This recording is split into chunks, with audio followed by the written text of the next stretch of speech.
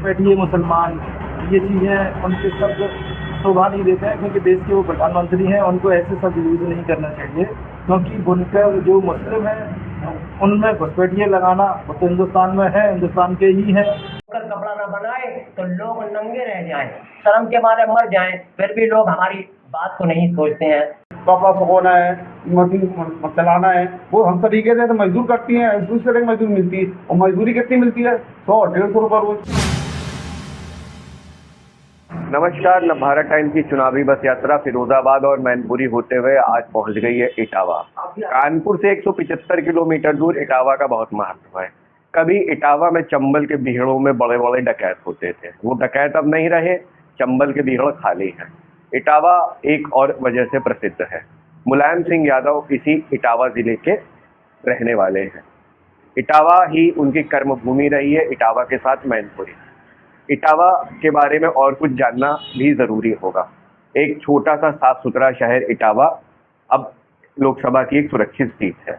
2019 में बीजेपी के रामशंकर कठेरिया इटावा से जीतकर सांसद बने। राजनीति और चुनाव के माहौल में बातें तो बहुत होती हैं, लेकिन सबसे ज़रूरी चीज़ है कि समाज के अंतिम पायदान पर खड़ा व्यक्ति सोच क्या रहा है। इटावा में इसी बात की पड़ताल करने के लिए हम बुनकरों के मोहल्ले में पहुंचे। यहाँ पहुंचने पर हमें पता चला कि यहाँ कभी 20,000 पावर लूम होते थे, लेकिन अब उनमें से 4 से 5,000 पावर लूम बचे हैं। जो पावर लूम बंद हुए उससे बेरोजगार हुए लोग अब मजदूरी करने को मजबूर हैं। इन विषयों पर बात करने के लिए हमारे साथ बुनकर समाज के कुछ लोग मौजूद हैं। आइए हम उनसे जानते हैं कि उनकी समस्याएं क्या हैं और उनकी नई सरकार से क्या मांग है।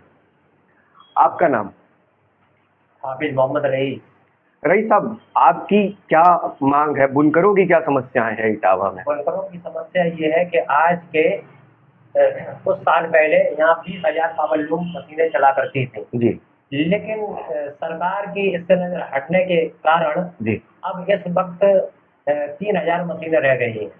वो इस वजह से कि इसमें किसी तरह की कोई आमदनी इनकम है नहीं है, और जो बुनकर काम करता है, 4 सदस्य काम करते हैं, 4 मशीनें चलाते हैं, जिसमें 600 रुपये पैदा करते हैं, फिर उसमें 200-250 रुपये खर्चा निकल जाता है। अब उसमें 400-450 रुपये बचते हैं, तो 1 यूनिट 90-95 रुपये लगभग पड़ता है। तो ये कैसे अपने घर बार चला पाएंगे, ये अपने बच्चों को किस तरह पढ़ाई लिखाई करेंगे और देश का भविष्य कैसे बनेगा? तो जो सरकार हमारे इन बुनकरों के हित में बात करेगी, आश्वासन देगी, जो अब चंद साल पहले 2006 में जो शासनादेश 72 रुपये पर मशीन के हिसाब से जो लगता था, आज वो 400 कर दिया गया है, जिसके कारण अब मशीनें बंद होने के कगार पर है। बुनकर समाज भुखमरी के कगार पर है। जो सरकार इस पर ध्यान देगी, तवज्जो देगी, आश्वासन देगी और इस काम को करेगी, जो हमारा शासनादेश 2006 का उसे बहाल करेगी, तो बुनकर समाज उसके साथ है और पूरे तौर से साथ है। अच्छा, और भी कोई वजह होगी, सिर्फ बिजली वजह नहीं होगी? क्या बुने हुए कपड़े की डिमांड कम हो गई, इस वजह से बिजनेस कम हो गया? भाई इससे क्या कहते हैं, एक तो धागा बहुत महंगा हो गया है जी, और प्लस इस पे GST भी लगा दी गई है। धागा कहाँ से आता है? धागा बाहर से आता है जी, तो क्या कहते हैं, धागा यहाँ आता है तो धागा महंगा है। अब हमें मजबूरी के तहत धागा लेना पड़ता है। भाई कहाँ हम जाएं, हम उस बिजनेस में फंसे हुए हैं, हमारे पास इतना पैसा नहीं है कि हम दूसरा बिजनेस कर सकें और अपने बच्चों का पालन पोषण कर सकें। तो मजबूरी के तहत हमें इसमें मरना पड़ रहा है। 1 यूनिट 90-95 रुपए के हिसाब से आपको पैदावार हो रही है। अब हम कहाँ जाएं, कहाँ नहीं जाएं? और सरकार हमारी सब कुछ है, सरकार को हमारे बारे में सोचना चाहिए। यही चीज कितनी बेहतर चीज है। अगर बुनकर कपड़ा ना बनाए तो लोग नंगे रह जाएं, शर्म के मारे मर जाएं, फिर भी लोग हमारी बात को नहीं सोचते हैं। बड़ा अफसोस होता है, सोचना चाहिए। और जो सरकार हमारे लिए सोचेगी, हम उसके साथ पूरे तौर से हैं। आप बताइए बुनकरों की क्या समस्या है? अभी रईस साहब ने कहा कि बुनकर कपड़ा ना बनाए तो लोग निर्वस्त्र रह जाएं, शर्म से मर जाएं। बिल्कुल सही कहा उन्होंने। हम लोग तो मजबूरी कर रहे हैं, अब जो है मशीनें चली नहीं, कपड़ा बिक ही नहीं रहा।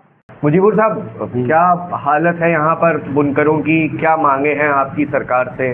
नई सरकार में सरकार बनने जा रही है कुछ हफ्तों बाद, किसे वोट देने का मन बनाया है? जो कोई ऐसा है, हमारी सरकार से प्रार्थना है कि हम चाहते हैं बुनकरों के लिए कुछ हम लोगों को आराम दे, किस तरीके से कि हम लोगों को रोज़गार मिले। रोज़गार हम लोगों को जब भी मिलेगा, बिजली कम रेट पे होगी। जब कम रेट पे होगी तो हम लोगों के बच्चे, कुछ बच्चों को हम पाल पाएंगे।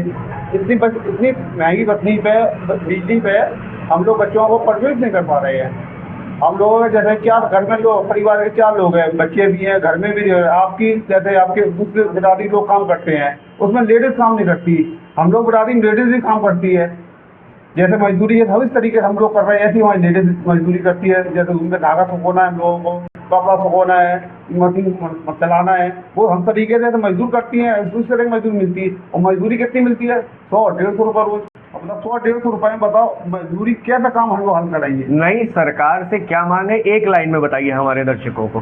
सरकार से यही मांग है कि हमें कि बिजली की समस्या है, बिजली हमें कम रेट में मिलनी चाहिए। जो मिलती थी हम लोगों को 72 रुपये से, वो हम लोगों को मिलने चाहिए उसका, और जो हमें देगी बिजली को देगी कम रेट में, उस सरकार के साथ हम लोग हैं। जैसे सपा बसपा से हमें भाजपा से कोई मुराद नहीं है, हम जो सरकार हमें लाभ देगी उसके साथ हम समर्थन खड़े हैं। मुस्लिम समाज खामोश है, बहुत सारी पार्टियां मुस्लिमों के वोट लेना चाहती हैं। एक तरफ यूपी में कांग्रेस है, एक तरफ सपा है, एक तरफ बसपा है, और कुछ और छोटी पार्टियां हैं। इटावा का मुस्लिम समाज क्या सोच रहा है, किसे वोट देना है इस बार? अभी तक मुस्लिम समाज एकदम खामोश है। अभी तक मुस्लिम समाज बिल्कुल खामोश इसलिए है क्योंकि अभी टाइम नहीं आया है वोटिंग का। और दूसरी चीज़, अगर अभी मुस्लिम समाज भाजपा से अगर जुड़ जाता है तो मोदी जी के कुछ ऐसे बयान होते हैं जो जाकर वापस आ जाता है, रिटर्न मार देता है। जैसे कि अभी घुसपैठिए मुसलमान, ये चीज़ें उनके शब्द शोभा नहीं देते हैं क्योंकि देश के वो प्रधानमंत्री हैं, उनको ऐसे शब्द यूज़ नहीं करना चाहिए। क्योंकि बुनकर जो मुस्लिम हैं उनमें घुसपैठिए लगाना, वो तो हिंदुस्तान में है, हिंदुस्तान के ही हैं और यहाँ के सारे निवासी हैं। अब उनको आप घुसपैठिए खुद बताएंगे तो ये कैसे मुस्लिम समाज इसको एक्सेप्ट कर